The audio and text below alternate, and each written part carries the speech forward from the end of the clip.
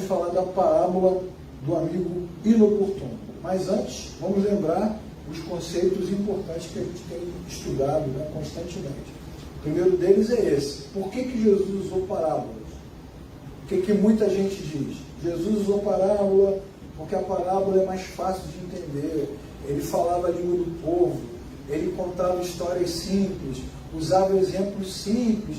E é muito bom você falar de moedas, de ovelhas, de pessoas, de plantações. Aí fica aí o mito da parábola. Mas, quando nós examinamos as Escrituras, o que a gente descobre?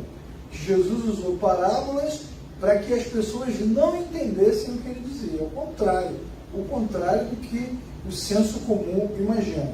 Então ele escondia a verdade dos arrogantes, que quase sempre eram os religiosos, e revelava a verdade àqueles que o seguiam, os seus discípulos. É por isso que ele contava parábolas, para que os arrogantes, os doutores da lei, os fariseus, os saduceus, toda aquela turma que controlava a religião, e porque controlava a religião, controlava o acesso do homem a Deus, essa turma ficava perdida com Jesus. Mas os discípulos, ao se aproximar dele e pedir ajuda, ele rapidamente lhes explicava o que significava.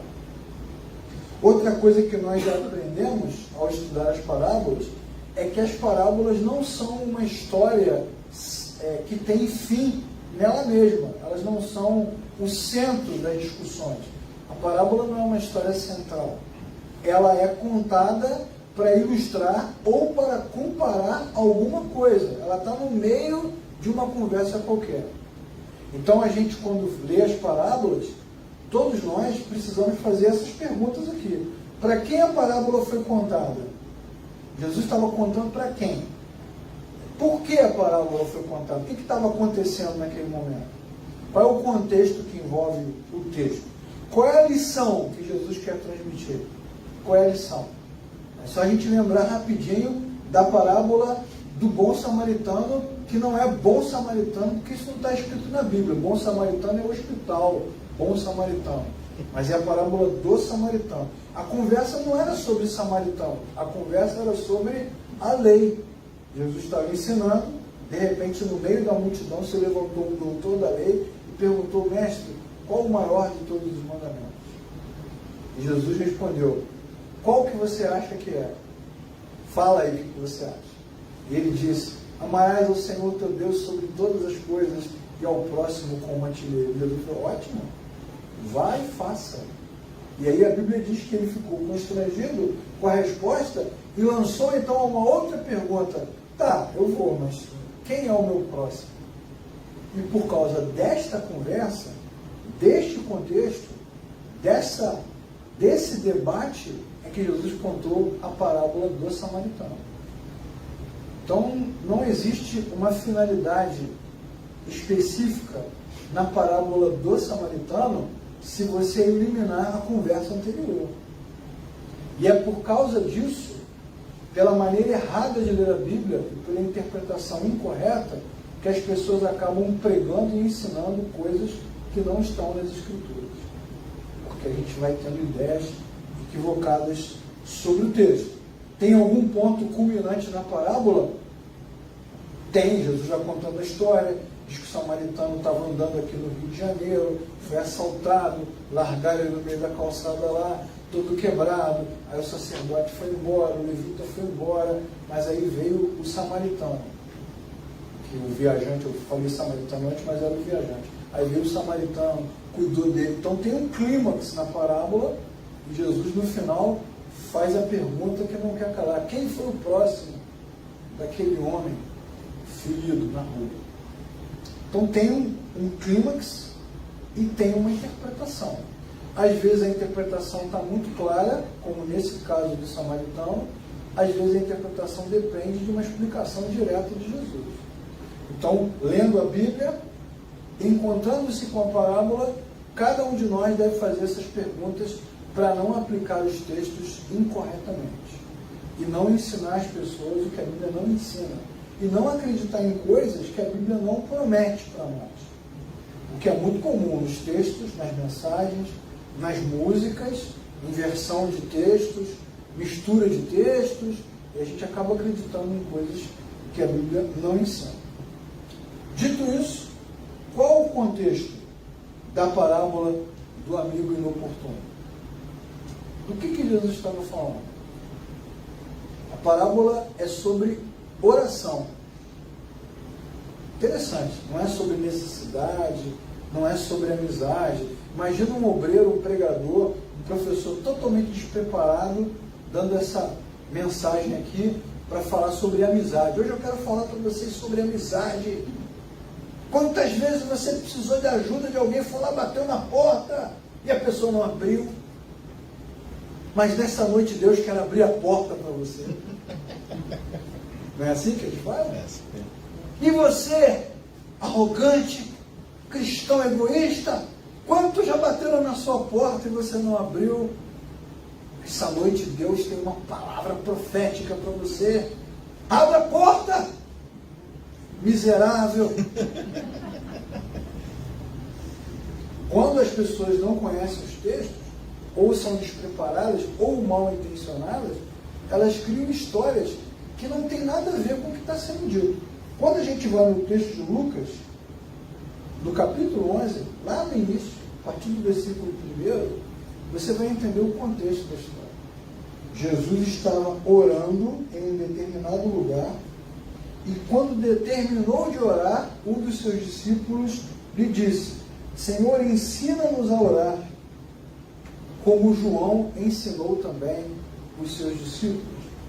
E Jesus disse: quando vocês orarem, digam: Pai, santificado seja o teu nome. Venha o teu reino. Dá-nos cada dia o nosso pão cotidiano. Perdoa-nos nossos pecados, pois também perdoamos a todos os que nos devem. E não nos deixes cair em tentação. Então você já descobriu agora que a parábola não tem a ver com amizade, nem com egoísmo, nem com necessidade. A parábola tem a ver com oração. Era sobre isso. E aí quando Jesus termina de ensinar a oração, ele vai dizer: suponham um de vocês, aí conta a parábola, para ilustrar o que ele acabou de dizer. Ele estava ensinando sobre oração. Então, mais uma vez, eu quero ressaltar esse ponto. Toda vez que você lê uma parábola, precisa primeiro entender o contexto por trás daquela parábola, a situação que levou aquela história a ser contada. E quando Jesus ensina sobre oração, o que a gente descobre? Que as orações são simples. Eu imagino que alguns discípulos, é a minha conjectura, né? Minha louca conjectura, que alguns discípulos devem ter ficado frustrados, né? Mas é só isso? É só isso? Ensina, né? Os caras pensando assim: como é que a gente faz para fazer um paralítico andar, né? Um cego enxergar? Como é que a gente faz? Ensina-nos a orar. Jesus gastava bom tempo na sua vida orando, muitas e muitas vezes. Se afastava para orar. Então pode ser, na minha conjectura, que alguns discípulos tenham pensado, né? Aí tem um segredo ali, né? Compartilha com a gente. E quando Jesus vai orar, e quando Jesus volta da oração e vai ensinar, ele diz: orem assim. A oração dele é muito simples, o que é frustrante para quem espera algo incrível. Mas isso tem algo a nos ensinar. É simples porque a oração está fundamentada na soberania de Deus. Ou seja, se eu sirvo a um Deus muito, muito, muito poderoso, dono de tudo, que age em todo o tempo, antes, hoje e eternamente, então eu não preciso falar muito com ele, porque, eu vou dizer o que para ele? Vou pedir o quê? O que eu posso precisar que Deus não saiba que eu preciso? O que eu posso perguntar que Deus não saiba que eu imagino isso? Como diz o Salmo 139, antes que a palavra chegue na minha boca, o Senhor já conhece. Sonda-me, Senhor, e me conhece. Sabes quando me assento e me levanto. Então Deus conhece tudo. Se Ele conhece tudo, é dono de tudo, e entende tudo, e soberanamente governa tudo, então as orações não precisam ser complexas, elas são simples. Porque os cristãos descansam nessa soberania. E o descanso, a tranquilidade, a paz do cristão, que tem paz com Deus agora, como nos ensina Romanos capítulo 5, versículo 1, que agora em Cristo nós temos paz com Deus. Esta paz começa na primeira expressão, Pai nosso que está no céu. Pela primeira vez em toda a Escritura, o Deus eterno, Jeová, El Elyon, El Shaddai, inalcançável, inacessível, como diz o texto, né? O Deus eterno que habita numa glória inacessível, também habita no coração quebrantado, no espírito contrito. Então, olha que coisa incrível. O Deus que antes era distante, inalcançável, que eu não podia nem mencionar o seu nome em vão, agora eu posso chamar de Pai. Essa é a primeira marca da tranquilidade na oração. Pai nosso, santificado seja o teu nome, venha o teu reino, e seja feita a tua vontade. É uma expressão de descanso, de tranquilidade, de paz. E o discípulo, nesse sentido, ele é um aprendiz. Duas lições logo no início da parábola. Nós somos aprendizes, somos discípulos. O discípulo está sempre aprendendo. Ele não é mestre. Mestre é Jesus. O próprio Jesus vai dizer aos seus discípulos a seguinte coisa: a partir de agora, vocês não chamam ninguém de mestre. Todo mundo é servo. O único mestre aqui sou eu. Então, se ele é o mestre e nós somos os discípulos, não tem problema pedir ajuda, nem perguntar, nem ter dúvida. Isso pressupõe o que, irmãos? Que os cristãos precisam de mais humildade e menos presunção. Essa coisa de guerreiro de oração, exército de oração, poder da oração, autoridade da oração. Eu conheci um cristão que quando ele ia orar, né, ora, irmãos, claro, Deus de Abraão. Deus, acabou, vai levar 3 horas. Faz uma invocação, aí você diz, fulano tem segredos com Deus. Cicrano entra no secreto de Deus. Beltrano conhece o profundo de Deus.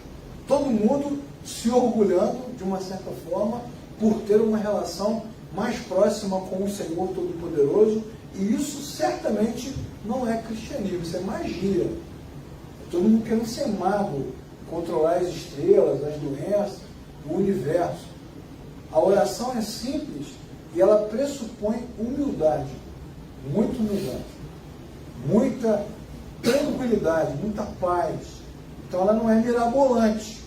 Jesus, inclusive, numa outra passagem, ele vai ensinar sobre oração. Quando você orar, lembra do texto? Entra no teu quarto, tranca a tua porta, porque o Pai que vê em secreto. Isso é um detalhe muito legal no texto. Não é o Pai que ouve em secreto, mas que vê.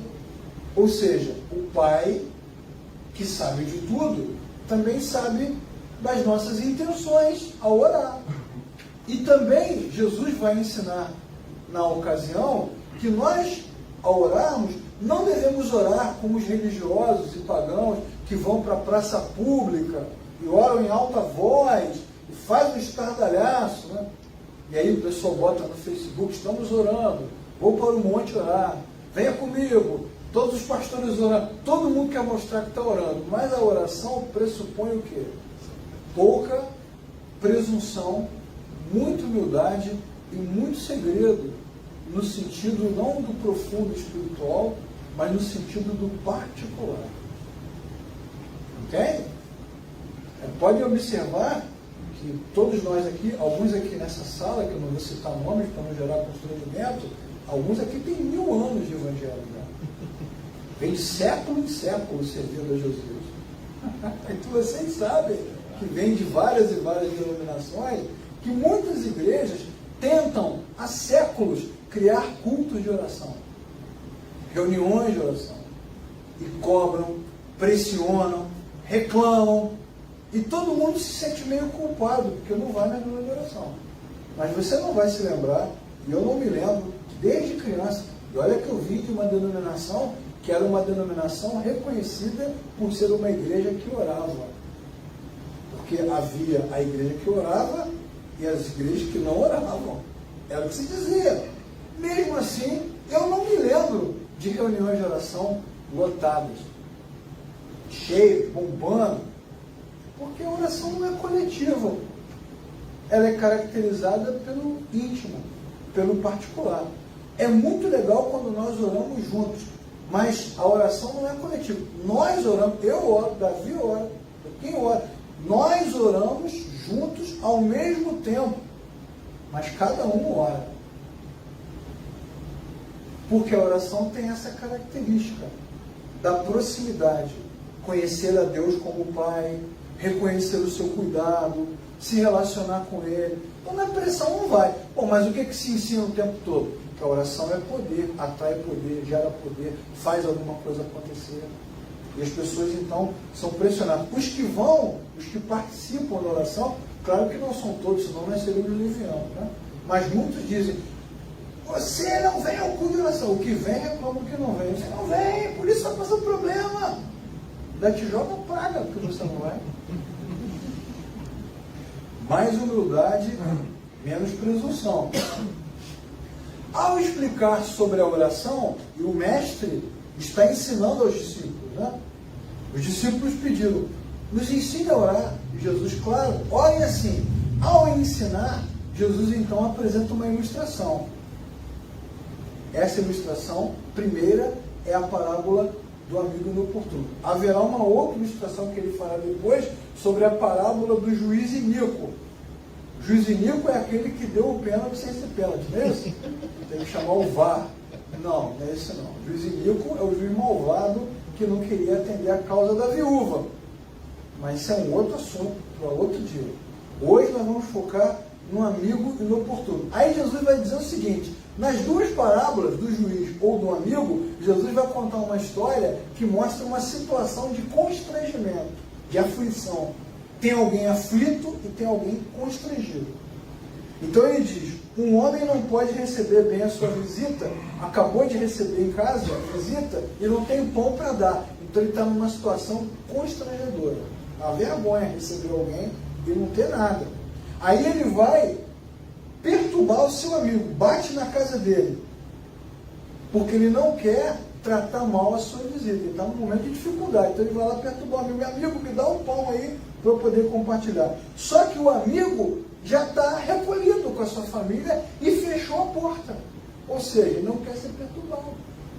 E aí Jesus fala, olha que constrangimento, um precisando de ajuda e um que não quer ajudar, já se recolheu, já tomou banho, já está tudo limpo, já está tudo dormindo. Ele falou assim, está fechado, vai embora, não me perturbe. E Jesus disse assim, olha, se o cara continuar batendo, sabe o que vai acontecer? Ele vai ajudar, não porque ele tem amizade, mas porque ele quer que o cara vá embora. Se ele continuar insistindo, ao bater na porta, em vez dele fingir que o cara não está lá, ele vai sujar os pés, vai até incomodar a família que está dormindo, para que esse camarada que bate na porta vá embora e não volte mais. Porque ele é inoportuno. E aí entra aquela teoria que virou teologia, né? Não vai por amor, vai pela dor. Ou seja, Deus não me ama, então eu vou orar até ele não aguentar mais me ouvir e vai me atender. E muitos ensinam assim, que a oração ela é feita de insistência. Quem bate recebe, não é isso que a gente leu?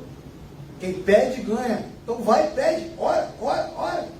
Já ouvimos muitas coisas sobre esse assunto. Há líderes que dizem que Deus não tem como te negar alguma coisa. Muitos falam sobre isso. Coloque Deus contra a parede. Há pessoas que dão testemunho sobre isso. Eu me ajoelhei lá no sótão, no porão, dentro do carro, na lama, e eu disse, Deus, se tu és Deus mesmo. Tem uns desafios assim que rolam, né? E a gente fica ouvindo, e cara, Deus não conseguiu recusar a oferta desse homem, o pedido, a súplica. Se tu és Deus, se tu existe, coloca Deus numa situação difícil. Não teve jeito, irmãos, Deus me atendeu. É assim que é ensinado. Então, muita coisa se diz sobre esse tipo de assunto, dizendo que a insistência do camarada fez com que o amigo atendesse. E Jesus então diz com muita simplicidade, é claro que ele vai atender, porque ele está chato, né? Ele não está afim de ficar esperando isso não. Bom, aí o que a gente percebe no texto? Que há um contraste. Há um contraste. A gente percebe no texto que há um contraste entre o amigo e o pai.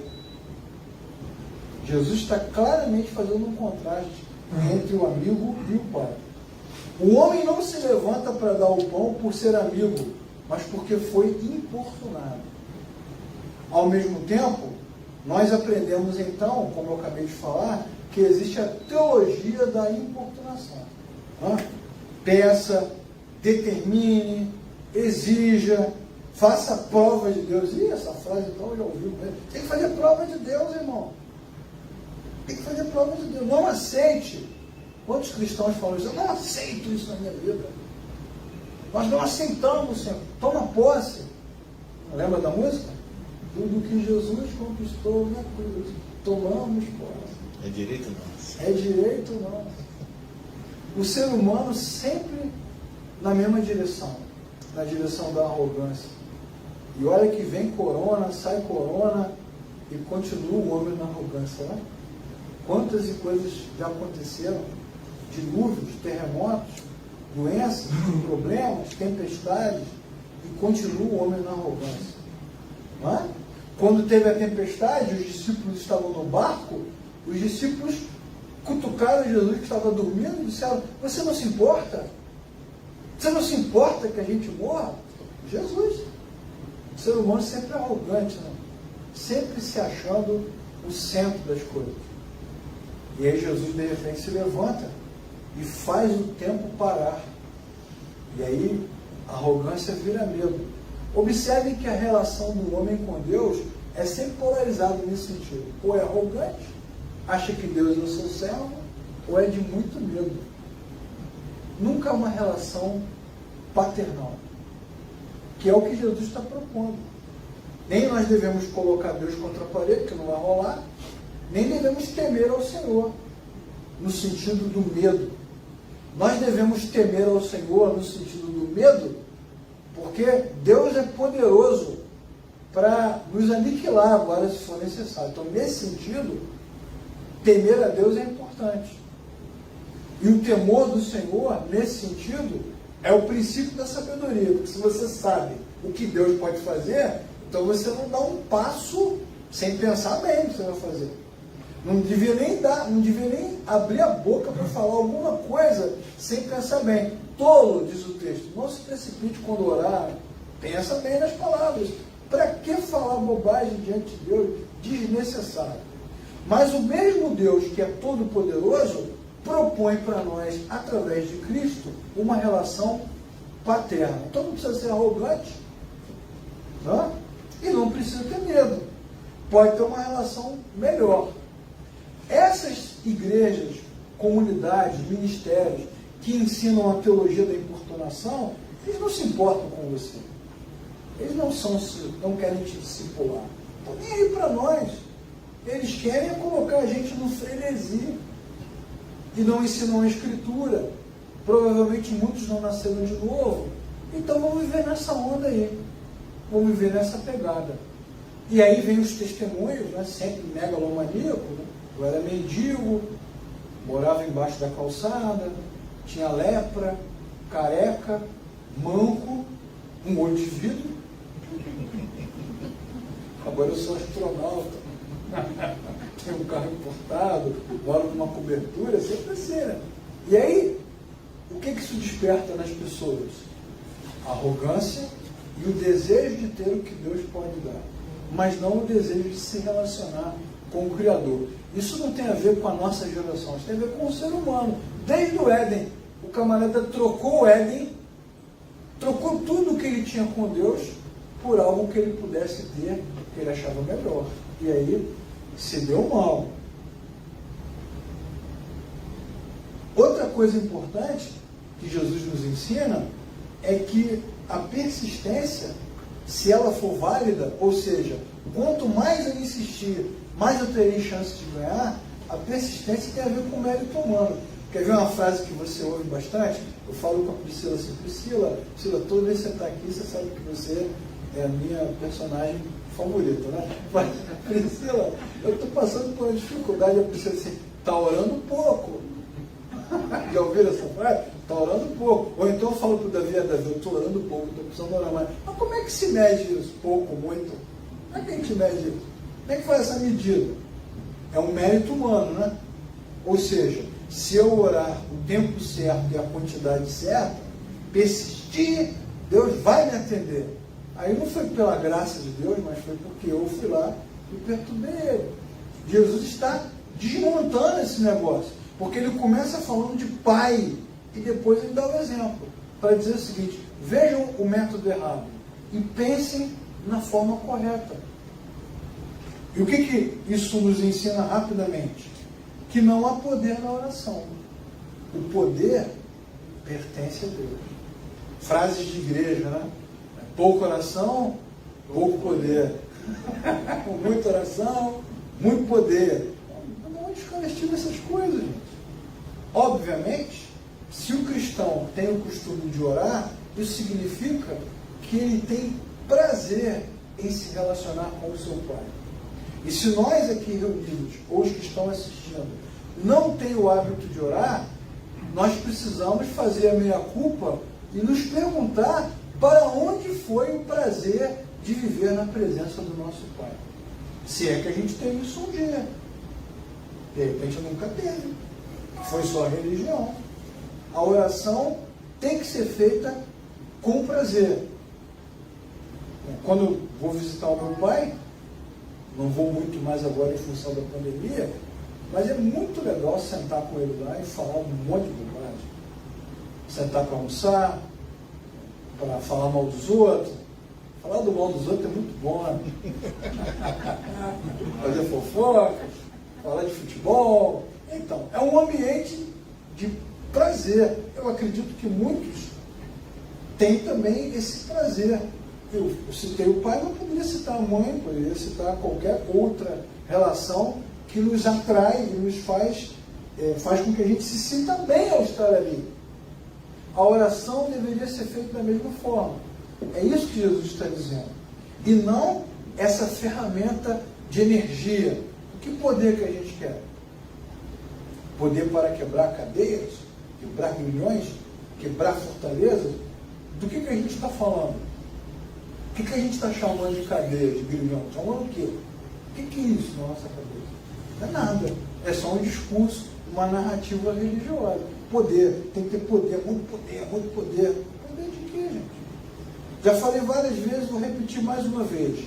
Nesse tempo de pandemia global, em que a ciência e os governos ficaram de joelhos, os nossos profetas superpoderosos se calaram. Ué, nós não estamos num momento de... Porque você olha na Bíblia, por exemplo, que é nosso fundamento, nossa regra de fé, os profetas matam no peito. Eliseu pergunta, não tem profeta em Israel não? Vem aqui falar comigo para tu ver o que é bom para tosse. Elias encara os profetas de Baal, Jeremias encara a Babilônia, os profetas matam no peito, encaram, eles não têm medo não, eles vão para dentro. Eles às vezes têm mais conflitos com o próprio Deus do que com as suas missões. Samuel não tem medo de nada. E eles vão para cima mesmo. Controlam o tempo, curam as pessoas, fazem coisas incríveis, como Isaías faz, por exemplo, os relógios de sol retroceder. Pô, isso é espetacular, incrível. É para deixar qualquer cientista com a cabeça queimando. Mas para onde vão então todos os grandes profetas e crentes superpoderosos, homens e mulheres de oração, que se calaram nesse momento? É porque, na verdade, a gente tem uma grande falácia coletiva e a gente vai embarcando nela. Bom, agora vamos aplicar na nossa vida os ensinamentos de Jesus, que é isso que nós precisamos fazer. Já entendemos que Jesus está falando de oração, já entendemos também que Jesus está usando um exemplo errado de relacionamento para nos mostrar como deve ser o relacionamento. Não é por importunar, nem por perturbar, é porque Deus é Pai e nós confiamos na sua soberania. Então vamos ler Hebreus capítulo 4, versículo 16. Hebreus 4, 16, que diz assim: aproximemo-nos do trono da graça com toda a confiança, a fim de recebermos misericórdia e encontrarmos graça que nos ajude no momento da necessidade. Olha, aproximemo-nos do trono da graça com toda a confiança. Então, obviamente, a nossa relação com o Pai não é igual à relação dos amigos aí na parábola. É uma ilustração. É como se Jesus dissesse: não é assim que deve ser. No caso do seu Pai, o Pai Celestial bateu, entrou, pediu, recebeu. É diferente. Não significa dizer necessariamente que a gente recebe exatamente o que gostaria de ter. Mas certamente recebe de Deus aquilo que Ele entende que é o melhor para nós, porque a oração já prevê isso. Seja feita a tua vontade. Porque quando o camarada se aproxima do trono da graça para pedir, seja o que for, antes de pedir, ele diz: seja feita a tua vontade. Porque ele confia na soberania de Deus. Bom, alguns exemplos bíblicos e algumas lições importantes a partir de Hebreus 4,16. Primeiro, o amigo é limitado, né? Limitado pelo tempo, pelo horário, pela dificuldade. Um não tem o pão, o outro está incomodado. Deus não é ilimitado. Deus é ilimitado. Então o médico não vai conseguir resolver o teu problema, o advogado, né, o rico, o vizinho, certamente todos encontrarão limitações. Mas quando você se aproximar com confiança para orar e conversar com o seu Pai, você sabe que está diante de alguém que não tem limites, tem poder para fazer qualquer coisa. Amém, irmão? Amém. Como diz o Salmo 121, eleva os meus olhos para os montes, de onde me virá o socorro? O meu socorro vem do Senhor, que fez os céus e a terra. Não descansa, nem dorme o guarda de Israel. Olha que legal. Ele não se distrai. Ele sabe de tudo. Então, quando eu me aproximo do meu Pai, porque eu conhecia Jesus e nasci de novo, o Deus do universo, o Senhor do cosmos, agora é o meu Pai. Então eu sei que seja qual for a resposta dele é sempre boa e justa. Bendito seja o nome do Senhor. Então eu não tenho medo, eu me aproximo com confiança.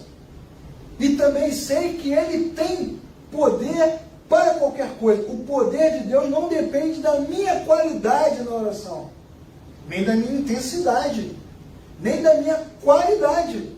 Olha, a Bíblia também vai dizer que nós cristãos não sabemos como orar.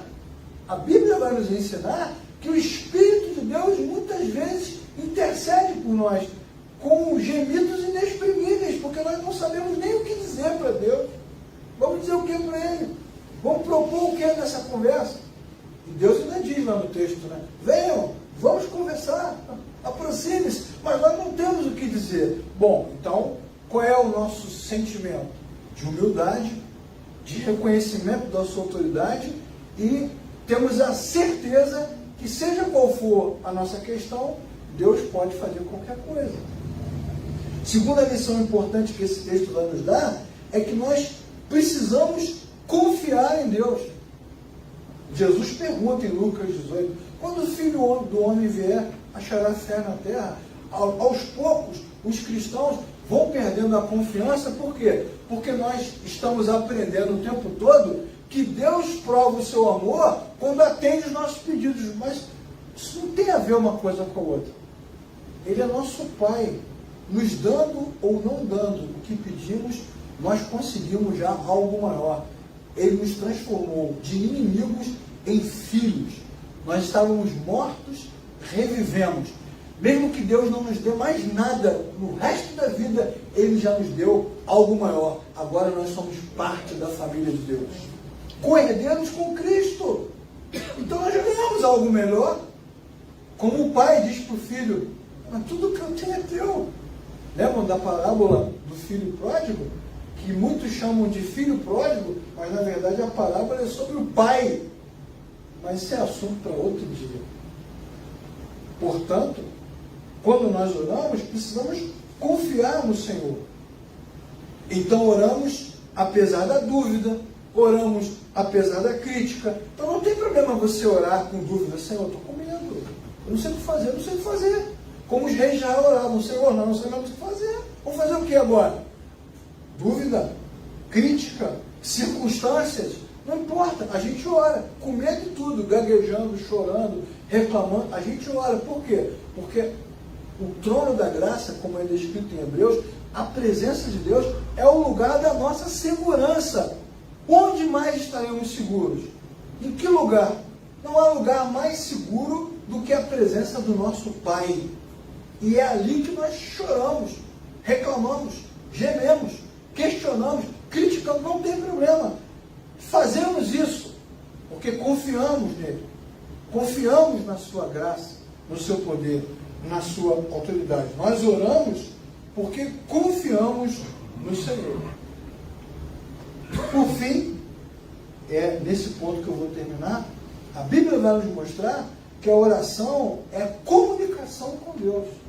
Não tem a ver com poder, com energia, com envolvimento místico, níveis de espiritualidade, né? Fulano tem um mistério com Deus. É uma frase inexplicável, né? Significa nada, é só arrogância humana. A oração é comunicação, porque se a oração fosse alguma coisa muito incrível, Jesus diria agora: mestre, ensina-nos a orar. É agora, prepare-se para conhecer a coisa. Não foi nada disso, claro. Orem assim: Pai nosso que está no céu. Toda a glória de Deus representada numa explicação muito simples. Então isso mostra aqui para a gente que é um caso de comunicação. A Bíblia vai nos dizer que a comunicação precisa ser desenvolvida. E é por isso que os crentes precisam orar. Porque é um ato de desenvolvimento. É um exercício. É um exercício. Então quando a gente fala de buscar a presença de Deus, esta frase é boa se compreendida corretamente. Se ela for compreendida como algo escondido, místico, que a gente não sabe onde está, sai fora desse negócio. Agora, se ela for compreendida como uma tentativa constante de melhorar a nossa relação com o Pai, ok. Porque a comunicação precisa ser desenvolvida. Além disso, a Bíblia também nos estimula a nunca desfalecer. O que é desfalecer? É desanimar. Por nada. Orem e não desfaleçam. Ou seja, continuem orando. Aí eu vou citar outro texto. Efésios 6,18. Sempre orando no Espírito, diz a Escritura. Sempre orando. É constante. Vou citar outro texto. Tessalonicenses 5,17. Orem sem cessar. O que esses textos todos vão nos ensinar? Que a oração não tem a ver com religiosidade.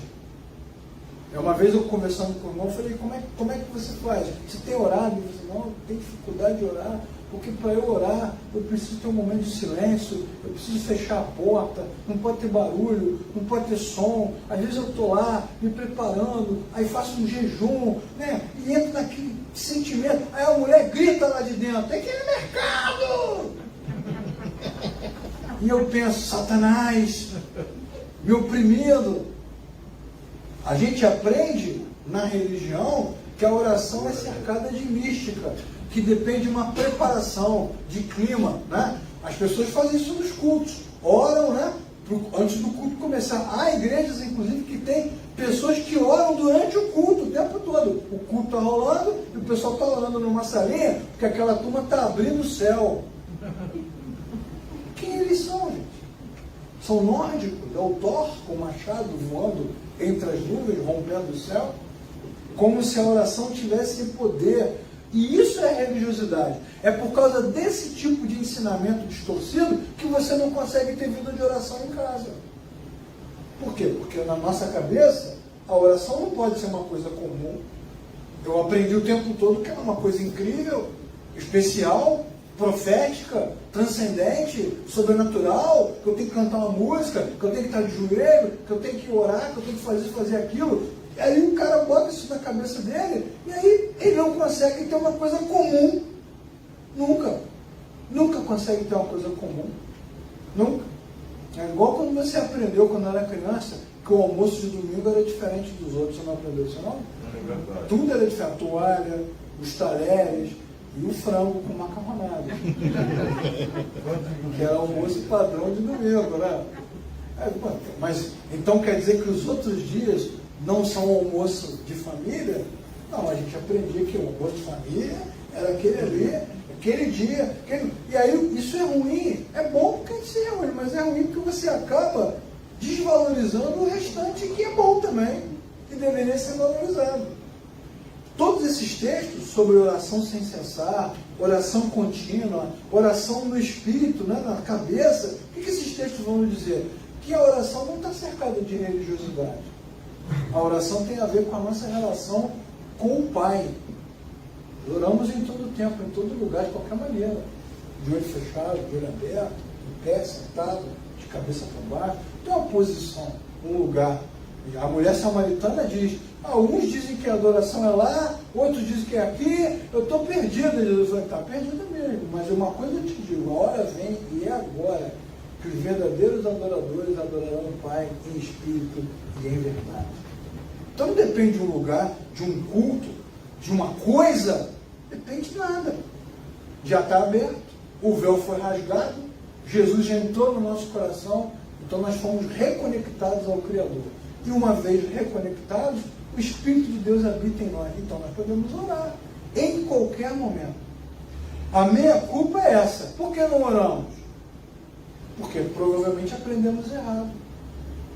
Ou aprendemos que isso não é importante, ou aprendemos que isso só funciona se for dentro da igreja, ou aprendemos que para funcionar tem que rolar alguma coisa. Tanto é verdade que muitos irmãos, quando querem orar, convidam alguém para orar. Pô, vou fazer um negócio lá em casa, eu vou chamar o Robson, que é um homem de oração.